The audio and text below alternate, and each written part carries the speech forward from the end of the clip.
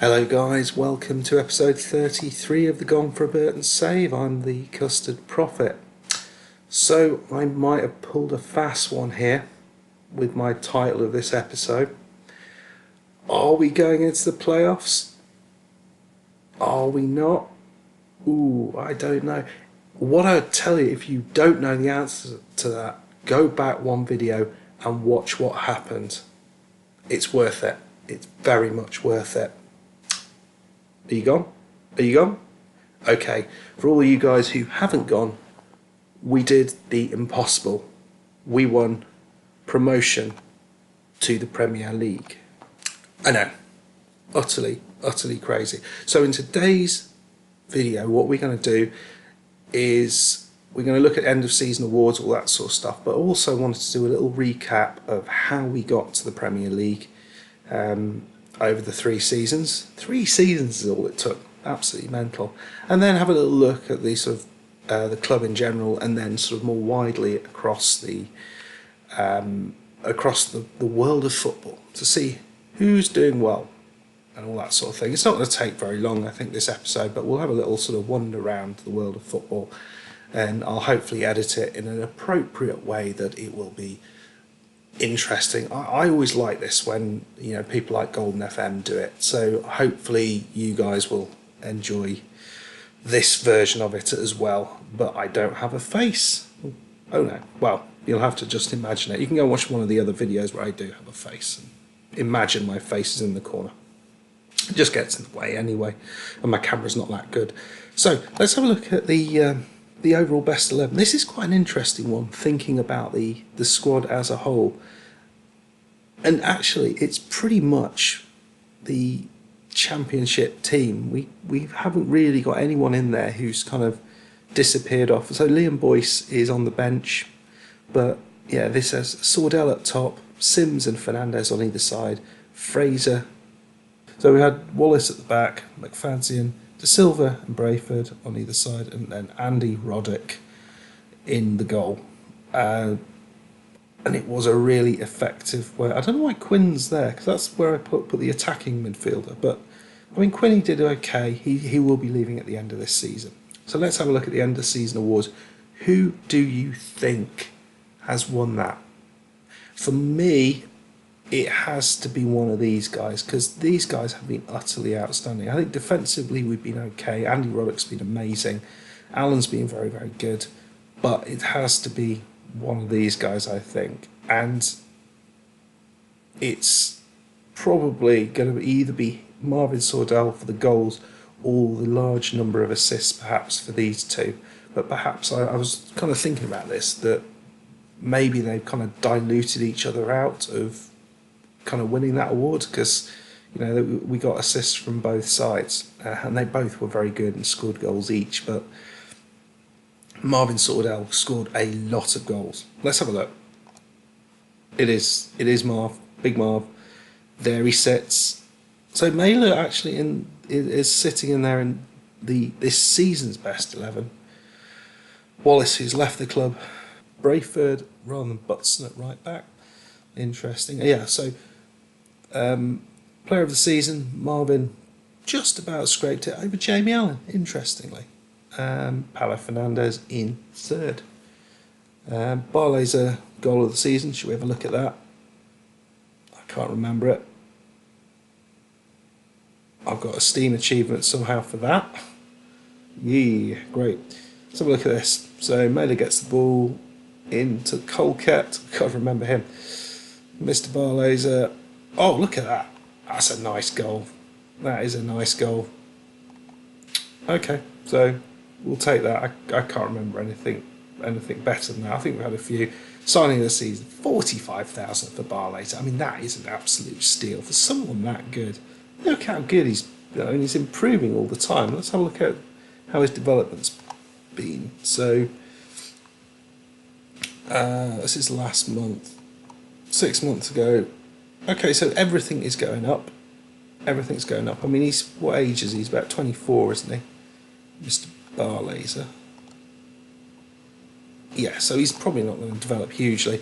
And the young player of the season, yeah, Paulo Fernandez was utterly brilliant. really solid player. I mean, look at it, he can play anywhere, absolutely anywhere. So really pleased with that. Unfortunately, he's not joining us next season.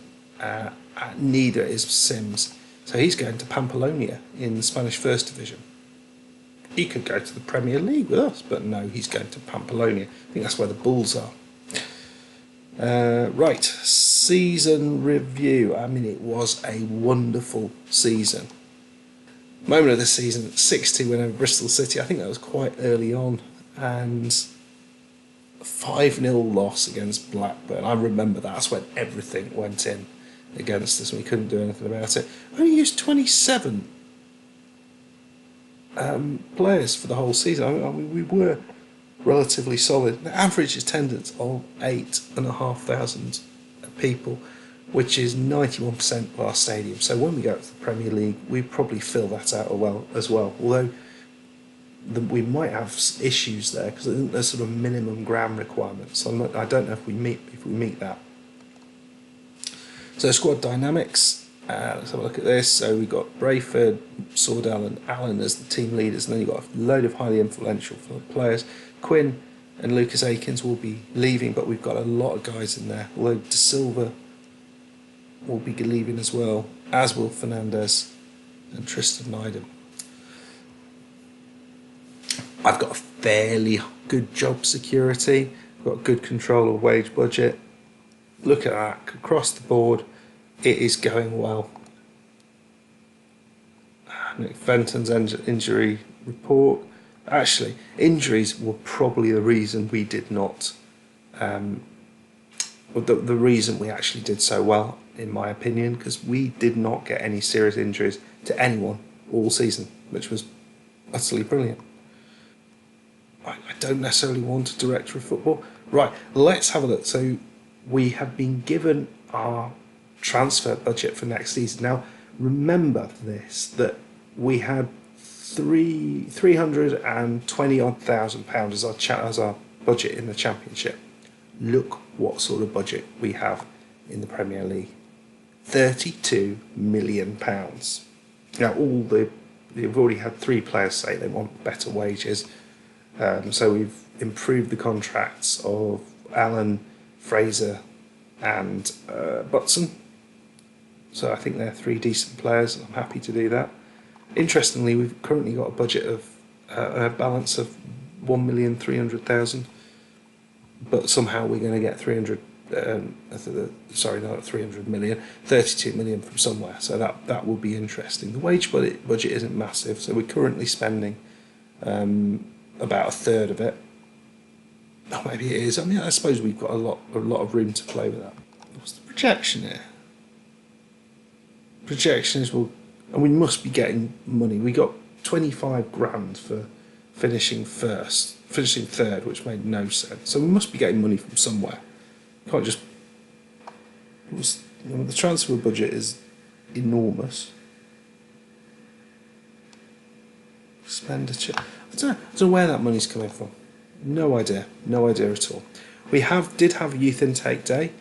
I didn't show you that because again they were pretty horrific. I only brought in sort of 2 or 3 of the guys. Where are they? Was this one of the guys? Oh, I can't remember. Yeah, Keith Jepson or Jepson. He looks like he's doing okay. He's potentially got a 3.5 star potential. So I mean that's all right. And Regan Miller-Carrick, who's another goalkeeper. Yeah, well, it's nothing particularly great in here. The under-23s. I mean we've got all the usual suspects in here. We're keeping hold of. I mean Rastashaker's doing okay.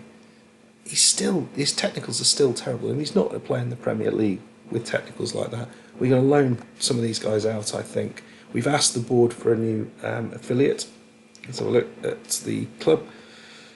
So facilities-wise, we've asked the board for a new affiliate. They're looking into that at the moment. Here we go, board. So that should be done. And I also asked them to improve their data analysis facilities. They didn't want to improve youth recruitment for some reason.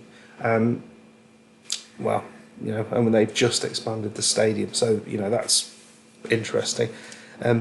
The other thing that we've done is we've increased the scouting budget. So the scouting packages we've put are both European levels for both the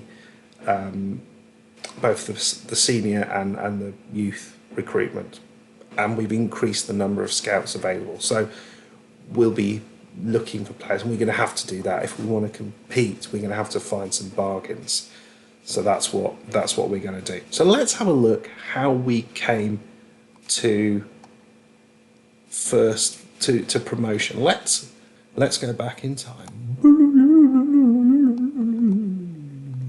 Started off okay, few wins, went out the Carabao Cup quite early on, and then just drew a bunch of games.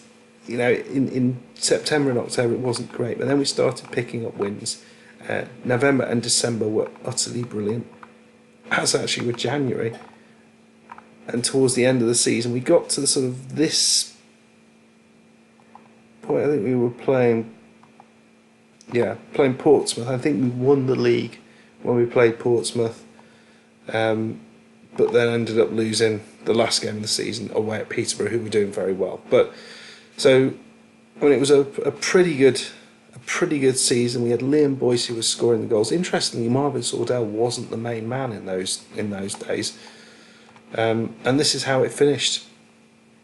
So we finished top, good 9 points ahead of Peterborough in second. Only lost 7 games, and 85 goals scored, 54 against. It was a very, very good season.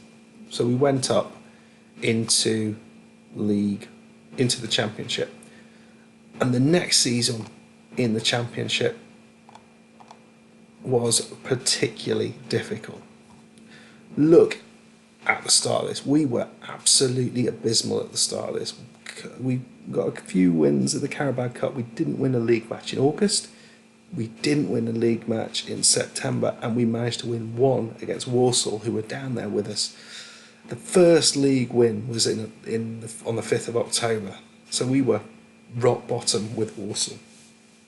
And we didn't pick things up straight away in November. We got a couple of wins against teams down there with us, but it was still looking horrific. We got a win over Swansea, who I think were not doing particularly well. And then we changed it up a little bit. We went for the Gegenpress, and then we started winning a few games. So we got wins against Bolton, Huddersfield, Sheffield United, absolutely smashed them, Norwich. But we were competing in games, scoring goals, which is not really what we were. Actually, no, we were scoring goals. We were sort of able to sort of hold on to wins and stuff. And in the end, it went down to the very last day of the season. So this is what it looked like. So we were 1 point ahead of Peterborough, who'd come up with us, and on the same points as Nottingham Forest. We lost our last game of the season, but Peterborough lost their game as well. I think they were playing West Brom or somebody. I think it was playing top of the league,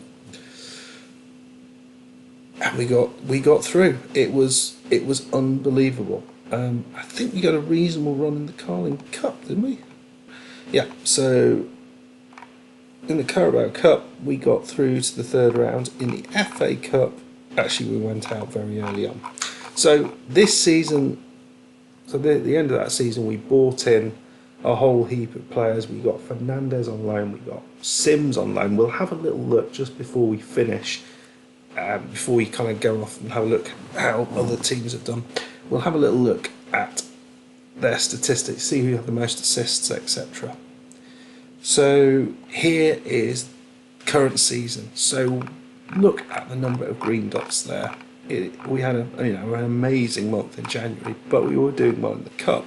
So we got through to the fourth round of the Carabao Cup, lost to Wolves in a sort of dodgy period. Yeah, that was a dodgy period. Yeah, that was one of the videos, wasn't it? Yeah, it wasn't the best game. FA Cup, we had that. We went out to Middlesbrough, which was another one of the videos in that sort of crazy period of games where we had the 3-3 draw, the 3-4 loss. Those two were. Why do I keep saying videoed? Because I'm 400 years old. Recorded. There you go. Recorded those two. and then we had this one after the 4-5 loss. But in the end, we just about did enough. So each season has been really entertaining. We've had a promotion season from League One. We had a relegation scrap in the first season in the Championship, and now we've had another promotion season. I feel we'll probably be having another relegation scrap in the Premier League. I think it'll be more than a scrap. I think if we get out of that, it will be a minor miracle. So let's just have a look at the squad, and we'll look at their stateratas overall. So most appearances: Josh Sims, Andy Roddick, and Fernandes. You can see how important those two were. Goals: Marvin Sordell, well above everyone else, but the other two, 18 for Fernandes, 13 for Josh Sims. Then you got a decent number of goals for Allen and Barlays or Scotty Fraser. Obafemi, he was not the player he was the season before. He was really important for us the season before. Lucas, he actually scored a key goal right towards the end of the season from the penalty spot, which got us a win. And that win, some of the points that took us over the line. So he's going as is Quinn, but he goes with my blessing. Assists: Josh Sims with the most assists, and actually Barlays with more. Surprisingly, I thought Fernandes had more assists than he had, but not too bad. You can see there, they are spread throughout the team. Is that chances? Chances created? Yeah, chances created. So Josh Sims created a lot more chances than Fernandes. In fact, it's sort of Fernandes and Sordell combined almost. Very, very impressive. Player of the match: Fernandes and Sordell, no surprises there. Passing percentage: Quinny was always quite high at this, but look at the number of people on 85 there. So it's all the central midfielders really sort of passing well, and I think in this tactic that we had, you have to do that. Yeah, tackles. Yeah, Tristan Nyder, interestingly, was top tackler, but then you've got Mailer and De Silva. Interesting, where Rishon Williams is there? Where's McFadden's quite low, because he lives on that dribbling. Unsurprisingly, who the dribblers are, the wingers. Percentage shots on target: Lucas Akins. That is a surprise. Now looking at discipline, David Mailer was the main naughty boy, but De Silva, he sort of sneaked in with 9 yellow cards as well. We didn't have many red cards. Mailer, Johnston, who really done much, Williams and McFadden. It's pretty much a back line, that is. An average rating, I mean, look at that. We have pretty much, what's that, 1, 2, 3, 4, 5, 6, 7, 8, 9. 9 players with a decent average rating. I think it was just left back, wasn't it? The left back and the central midfielder who didn't get above a 7. And we'll have to sort of work on that. But overall, very, very good. We've got a lot of work to do, and I'll go through sort of transfers and stuff when we come back for the start of next season. But just before we go, let's have a little look at what has happened in the Premier League. Right, so the Premier League in the first season was won by Manchester City, with Chelsea, United, Liverpool, Arsenal and Tottenham. So classic top 4. Huddersfield, Fulham and Cardiff going down. Manchester City won again the season after. Chelsea, Manchester United, Arsenal, Liverpool, Everton sneaking into the top 6. Very nice. Middlesbrough, Bournemouth and Derby going down. And then this season, this is a particularly important one. So Chelsea, Manchester United, Liverpool, Man City in the Champions League spots.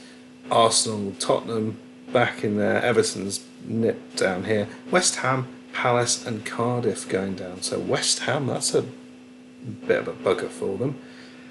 Yeah, they're not doing that in the versus save at least. So let's have a look at the Champions League. So the Champions League in our first season, actually Manchester City got all the way to the final, losing to Real Madrid. Let's go for the first one. So here we go. Tottenham got through. They lost PSG. Manchester City, so what did they do? They beat Valencia, Bayern Munich and PSG, not bad at all. Liverpool lost to Juve, and who have I not seen? Who have I not seen? Someone's gone out. Man United have gone out. So in 2019-2020, so Liverpool don't make it through the group. That is a hard group, though. That is a very, very hard group. Chelsea go through in. That's a fairly straightforward group, but they sneaked it through. Dynamo Kiev giving them a bit of trouble by the look of it. Manchester City dominating their group. With Bayer Leverkusen, Valencia and Monaco. That's not easy. There's no straightforward team in there. Man United going through with a group with Inter Milan. So that's fairly impressive. So how did they get on once they got out there? We'll go with the tree. I prefer the tree. So Manchester City again getting to the final and again losing on penalties. So yeah, City, where have they? So they beat Olympique Lyonnais, Shakhtar, PSG, and then lost to Atletico in the final. So 2 finals, 2 losses. Oh dear, oh dear, oh dear, oh dear. Chelsea, they lost in the first round against Juve. Man U didn't get through. So the current season, you see, we still haven't had the final, but Chelsea are in the final. Manchester City are nowhere to be seen. What happened to Manchester City? So Man U thrashed Barcelona 6-2. Wow. But then lost to Leipzig. Oh, there's Manchester City, who got thrashed 6-2 as well against Leipzig. So what's happened to Red Bull Leipzig? They're top of the Bundesliga. I mean, they have some money, don't they? Wow. Wow, that's a change in. So Wolfsburg won in 2018. At 1 point ahead of Bayern. Wow. And then they've just kind of disappeared off into nowhere. And Bayern won, and then Leipzig are. Wow, Bayern Munich are 3rd. And Borussia Dortmund are nowhere to be seen. It's very, very tight, that league. Very, very tight. Right. Europa League. So we're back at the very start. We're going to show us a treat. So Arsenal got through to the final. Very nice. They beat Chelsea in the semis and Man United in the quarters. Was that last 16? So they've done really well, but they didn't actually finish as winners. Leipzig showing how good they are. Some decent play from Liverpool, so they went through, beating Besiktas, Roma, Dynamo Kiev, Shakhtar, and then Tottenham in the final. So an all-English final. Oh, look at that! Tottenham beating Arsenal in the semi-finals of the Euro Cup. Wow, Everton did quite well. Again, knocked out by Arsenal. So what about this season? You probably haven't seen the final. Everton all the way through. Wow. So Everton smashing Spartak, a cracking game against Porto, cracking game against Lazio. Wow. Look at the goals they're scoring against Monaco. Wow, wow, wow. Well, I don't want to come up against that. So yeah, we have had a European Championships, which was won by Spain. Let's have a look how England got on. Here we go. So actually, England did okay. Beat Belgium 3-0, unlikely, but then beaten by Spain in extra time. That's a likely scenario. So Holland, coming out of their difficulties, getting through to the semi-finals. That's fairly good for Holland. And Spain, Italy final. That would be a decent final. Right. Okay. So I think that's pretty much what's going on in world football. If you would like to see maybe if we're still doing this in 3 years' time, we'll have another look round and see what's going on. If there are any particular teams that you're interested in, me having a look where they are, let me know and we'll have a little look. But until next time, which will be the start of our season in the Premier League, I'm going to say a massive thank you to those guys of you been watching the videos.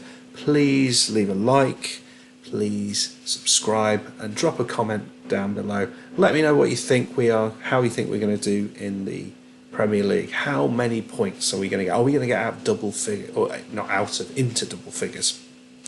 What do you guys think? Okay, see you next time. Cheers, bye.